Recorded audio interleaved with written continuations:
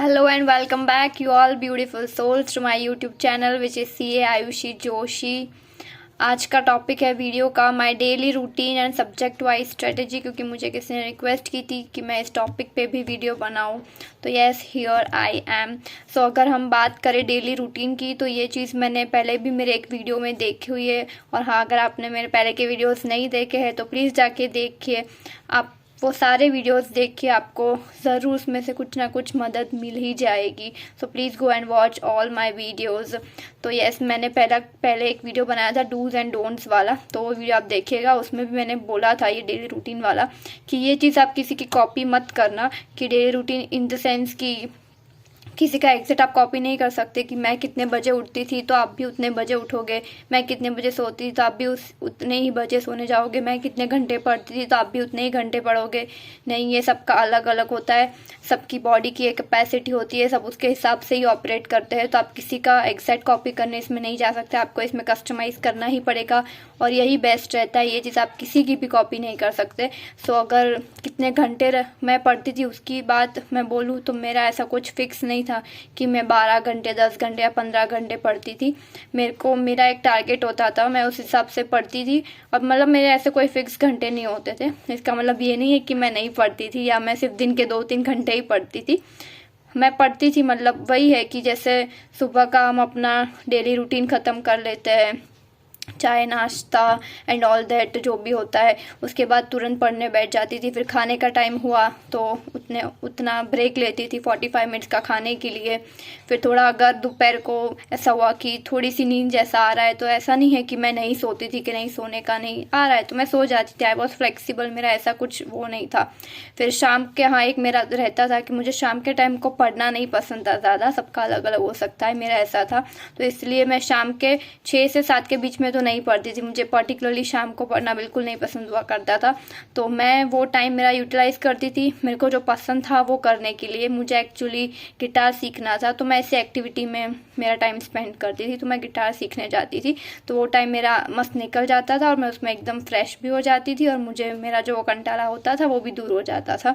तो आप भी, एक ये सजेशन है मेरा, आप भी ऐसी कुछ एक्टिविटीज़ कर सकते हो जिसमें आपको मज़ा आता हो। वो कुछ भी हो सकता है, बॉयज़ को क्रिकेट खेलना पसंद है तो वो क्रिकेट खेलने जा सकते हैं, किसी को ड्राइंग पसंद है, स्केच करना पसंद है तो कोई वो कर सकता है। हाँ, 1 घंटा तो आप कर ही सकते हो, पर उसके लिए पहले पूरा दिन पढ़ लेना पड़ता है। ऐसा नहीं है कि पूरा दिन टाइम पास किया और फिर शाम को वापस से भी निकल गई ये सब एक्टिविटीज़ करने के लिए। नहीं, पूरा दिन मैं पढ़ लेती थी और फिर शाम को ऐसे चली जाती थी। तो ये एक चीज़ है, ये बहुत ऐसे एक्टिविटीज़ करोगे तो बहुत हेल्पफुल भी रहता है आपके लिए भी।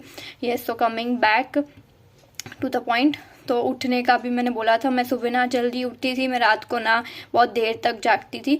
मैं सुबह नॉर्मल 7-7:30 तक उठ जाती थी और रात को मैं नॉर्मल मैक्स टू मैक्स 12-12:30 तक जगती थी, क्योंकि मेरा ऐसा था कि ना मैं सुबह बहुत जल्दी उठ सकती थी ना मैं रात को बहुत देर तक जग सकती थी। मैं मेरा पूरा दिन यूटिलाइज़ करती थी, ये मैंने बोला है मेरे आगे के वीडियो में, आप जाके देख लीजिएगा। और फिर अभी बात आई ये तो मैंने डेली रूटीन का बोल दिया, सब्जेक्ट वाइज स्ट्रेटेजी का। तो मैं जो ये सब्जेक्ट वाइज स्ट्रेटजी बताऊँ मेरी, उससे पहले मैं एक डिस्क्लेमर देना चाहूँगी कि मेरा ग्रुप 2 क्लियर हुआ था जुलाई 2021 के अटैम्प्ट में, और मेरा ग्रुप 1 क्लियर हुआ था मई 2023 के अटैम्प्ट। ये मैं इसलिए बता रही हूँ अगर कोई मेरा ये वीडियो फर्स्ट टाइम देख रहा है तो ये मैं जो भी बोल रही हूँ ये सब चीज़ें, स्ट्रैटेजीज, मैं कौन सी बुक रेफ़र करा करती थी ये सब, तो ये तब के टाइम के लिए मेरे लिए ये रेलेवेंट था, इसलिए मैं ये सब पढ़ती थी और ये सब से रेफ़र करती थी। अभी तो कोर्स भी चेंज हो गया है, न्यू कोर्स आया है मई 2024 से, तो उसमें तो सब्जेक्ट्स भी कम हो गए। मेरे को थोड़ा बहुत आइडिया है पर इतना डिटेल में मुझे आइडिया नहीं है कि किसमें क्या कितना चेंज हुआ है। तो ये मेरा आप सुन लो, पर फिर उस हिसाब से आप अपना कस्टमाइज़ कर लेना कि अभी के हिसाब से आपके लिए क्या रेलेवेंट है। पर किसी ने मुझे बोला था ये वीडियो बनाने के लिए, इसलिए मैं बना रही हूँ। सो अगर हम आते हैं FR पे, ग्रुप 1 से मैं स्टार्ट करती हूँ क्योंकि ग्रुप 1 मेरा रिसेंटली क्लियर हुआ है मई 2023 में। तो FR की मैं बात करूँ तो मैंने पहले बोला जैसे कि मेरा फर्स्ट अटैम्प्ट तो नवंबर 2020 में था। उसका मतलब कि क्लासेस और वो सब तो मेरा बहुत पहले ही ख़त्म हो चुका था। तो हमारा ये जिसके अटैम्प्ट लगे होते हैं उनको क्या प्रॉब्लम होता है कि क्लासेस और वो सब तो आर्टिकलशिप के साथ हमारा चलता है। मेरे ऑफलाइन क्लासेस थे, मैं कोई ऑनलाइन क्लासेस में नहीं जाती थी, तो वहाँ का कोर्स और सब तो पहले ही ख़त्म हो गया था।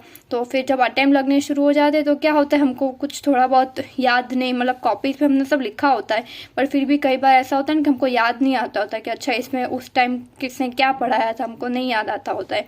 तो इसलिए मैं पहले बता देती हूँ, मैं रिविजन लेक्चर्स के सब किसके देखती थी, या फिर मुझे कुछ डाउट होता तो मैं किसको सुनती थी।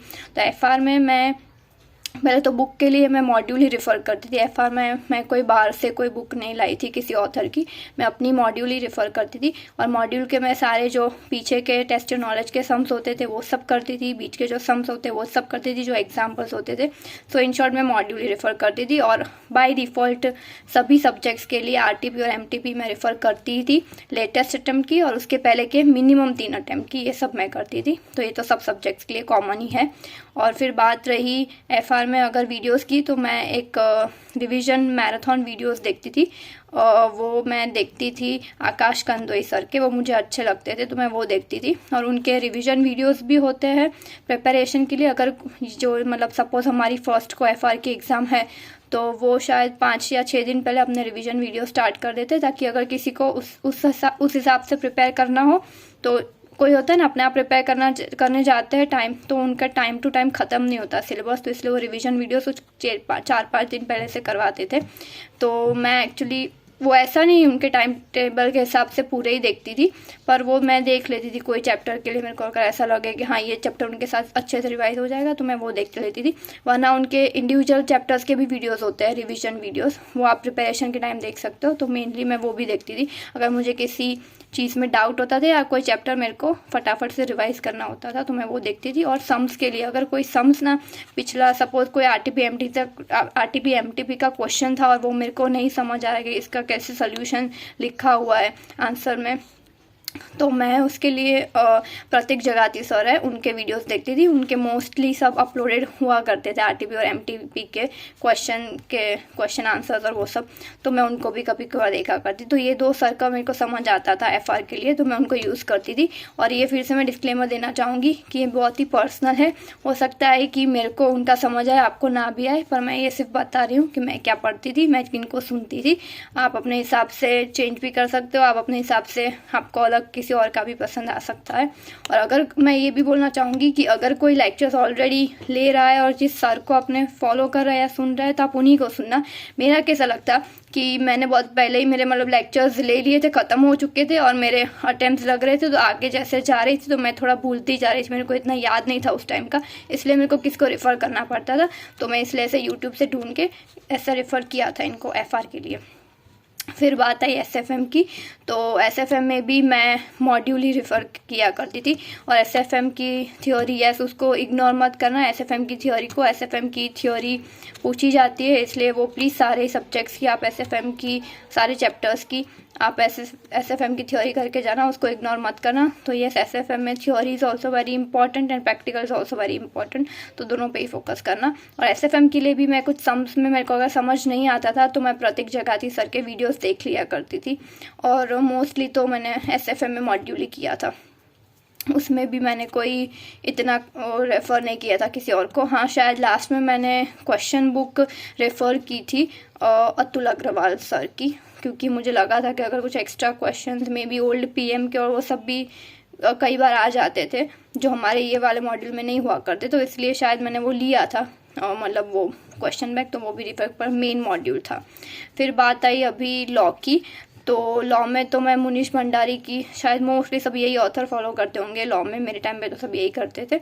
तो लॉ में ये मैंने मुनीश भंडारी की बुक ली थी, एक ही उनकी जो मेन बुक आती है वो थी। और लॉ में मैं किसी को भी नहीं सुनती थी, लॉ एक ऐसा सब्जेक्ट था जो मेरे को मतलब किसी को सुनना नहीं पड़ता था, मुझे पढ़ के समझ आ जाता था और पढ़ के मुझे याद भी रह जाता था, तो लॉ मुझे इजी लगता था। तो पर फिर भी अगर कभी कभार मुझे ऐसे कंटाल आ रहा हो कि भाई अकेले बोर हो रहा है, थोड़ा थ्योरी है, तो अगर किसी को सुनना हो तो मैं अभिषेक बंसल को सुन लिया करती थी, but for very very rare time, मतलब क्योंकि मैंने बोला जैसे कि मैं खुद ही कर लेती थी लॉ।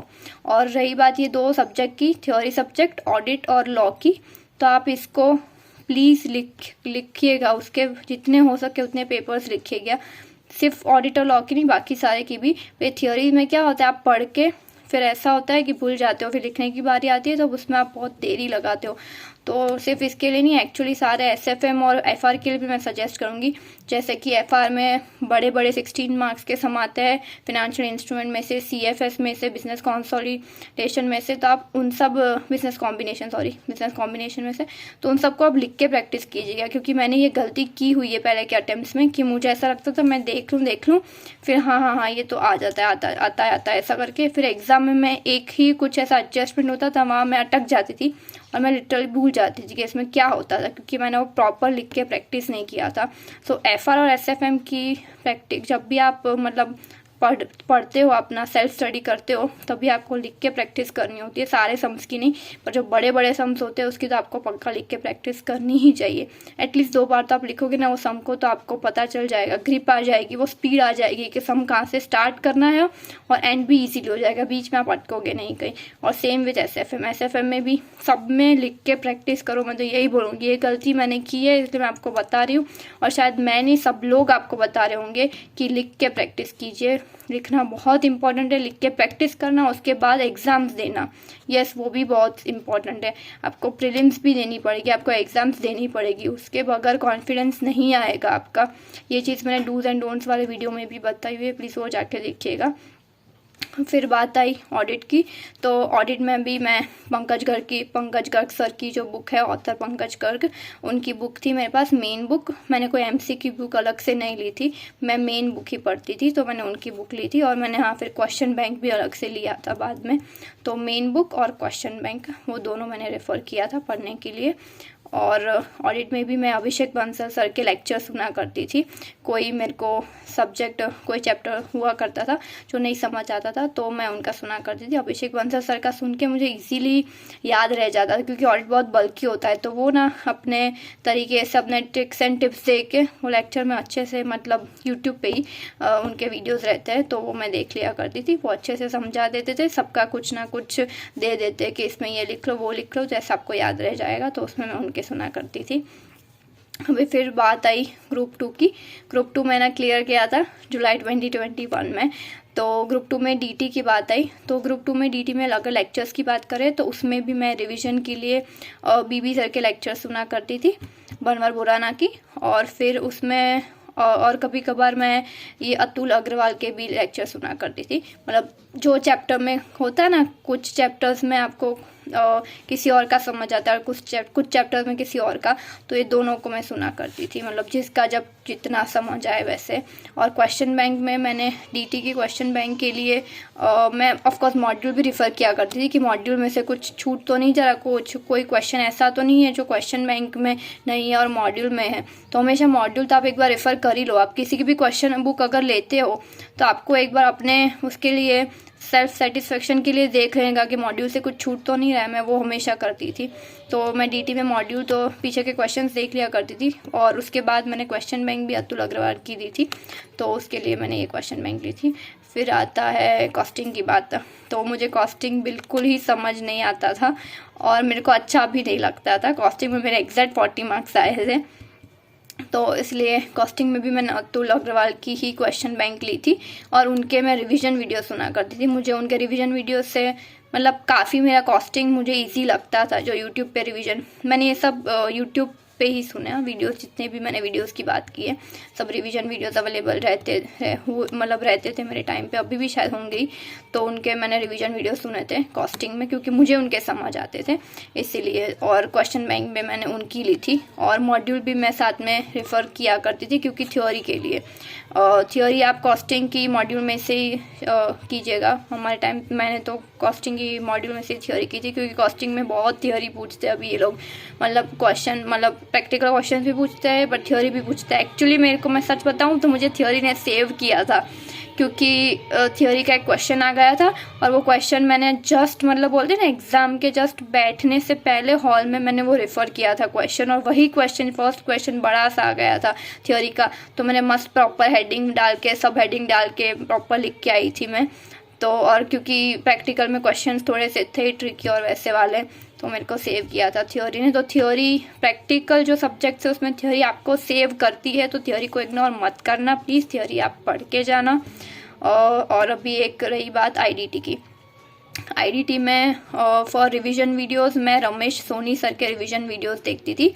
उनके बहुत अच्छे होते थे, मेरे को अच्छे से समझ आ जाते थे। और मैंने उनकी चार्ट बुक ली थी, क्योंकि चार्ट बुक उनकी बहुत ही मतलब बोलते हैं ना कि एकदम ही चार्ट बुक इज़ वेरी वो कंसोलिडेट करके उन्होंने चार्ट बुक बनाई है। तो पूरी इतनी सी छोटी सी चार्ट बुक में आपका सब कवर हो जाता है रिवीजन के लिए। तो मैंने उनकी चार्ट बुक ली थी और मैंने क्वेश्चंस के लिए यशवंत मंगल सर की बुक ली थी। तो वो मैंने क्वेश्चन बैंक उनकी ली थी क्वेश्चंस के लिए, क्योंकि क्वेश्चंस की भी प्रैक्टिस करनी होती है। तो मैंने क्वेश्चंस के लिए वो ली थी। और मैंने रमेश सोनी सर की चार्ट बुक ली थी। चार्ट बुक में पूरी थ्योरी होती है, तो आपको समझने के लिए वो किया था। और मैं उनके वीडियोस भी देखती थी, रमेश सोनी सर के रिवीजन वीडियोस मुझे अच्छे लगते थे, उनका समझ आता था और आसानी से मतलब वो चार्ट बुक अपनी चार्ट बुक रेफर करके ही वो आपको रिवीजन में समझाते हैं अपने यूट्यूब पर रिवीजन वीडियोस में। तो ये था आईडीटी के लिए। और रही बात ओपन बुक की, तो ओपन बुक का तो मुझे बताने की ज़रूरत नहीं, वहाँ तो बुक लेके जानी होती है। और अभी तो शायद उसका भी कुछ चेंज हो गया है, सब्जेक्ट और सब हमारे थे वो आपके नहीं होंगे, तो उसके लिए मैं कुछ नहीं बता रही हूँ। तो बस इतना ही। और इसके अलावा मैं ये चीज़ बोलना चाहूँगी कि ये सब मेरे टाइम पे जो रेलेवेंट हुआ करता था, ऑथर की बुक्स भी जो मैंने बताई वो सब। तो ऑथर के बुक्स मुझे नहीं पता, शायद अभी कोई चेंज हो गई हो, क्योंकि अभी तो थोड़े मे बी सब्जेक्ट्स कम हो गए और थोड़े और सब्जेक्ट्स मतलब कुछ ऐड हुआ है, कुछ तो नया हुआ है। ओपन बुक में शायद कुछ एडिशंस वगैरह हुए, कुछ और सब्जेक्ट्स भी है। तो उसके लिए क्या रेलेवेंस है मतलब मेरे को अभी नहीं पता उसके लिए रेलेवेंट क्या है। तो आप उस हिसाब से आपके मेंटर्स से जो भी है उनसे बात कर सकते हो। ये मैंने सिर्फ मेरा बताया कि मेरे टाइम पे मैंने ये किया था। और मेन बात ये है कि आप किसी का भी ना आंख बंद करके कॉपी नहीं करना कभी। सिर्फ मेरे ही वीडियोस में, ये पढ़ाई की बात चल रही है, सिर्फ मेरे ही वीडियोस में नहीं, किसी और का भी वीडियो देखो आप, आपको जो समझ आ रहा है। मैं ये क्या बताना चाह रही हूँ कि सपोज मैंने बोला कि मैं ये सर के रिवीजन वीडियोस देखती थी, तो आप अपना जो फॉलो करे उनको छोड़ के मेरे बोलने पे किसी और को मत देखने लगना, क्योंकि आप जो फॉलो कर रहे हो वो आपको समझ आ रहा होगा तभी आप उसको फॉलो कर रहे हो। सबका माइंड अलग अलग होता है, सबको सब अलग अलग समझ आता है। तो आप जो ट्रैक पे हो आप वही ट्रैक पे रहना, किसी और का सुन के आप अपना ट्रैक मत बदल दीजिएगा। खुद पे इतना भरोसा रखिए कि आप जो कर रहे हैं वो सही कर रहे हैं। हाँ, गाइडेंस के लिए अगर आपको नहीं समझ आ रहा, आप कंफ्यूज हो और आपने किसी का नाम सुना और एक बार जाके उसका वीडियो देखा, फिर आप खुद देखना कि आपको समझ आ रहा है कि नहीं। अगर आ रहा है तो आप कंटिन्यू करिए। और दूसरी बात ये है कि ये सब तो पढ़ाई की बात है, पर आगे भी मैंने जो वीडियोस बनाए हैं आपने अगर सुने होंगे कि जैसे कि आप मेडिटेट करें, ग्रैटिट्यूड करें, ये सब चीज़ें हैं। आप सिर्फ वीडियोस देखोगे तो नहीं चलेगा, आपको इम्प्लीमेंट भी करना पड़ेगा। आप अगर इम्प्लीमेंट करोगे तो आप उसको एक्सपीरियंस करोगे, और अगर आप उसको एक्सपीरियंस करोगे तब आपको वो यूज़ में आएगा। तो आप जो भी वीडियोस देखते हो इसके पढ़ाई के अलावा के, तो आप प्लीज़ उसको एक्सपीरियंस करने के लिए उसको पहले इम्प्लीमेंट करें। तो बस that's all for today's video. Do like, share, comment and subscribe to my YouTube channel. Thank you so much for watching.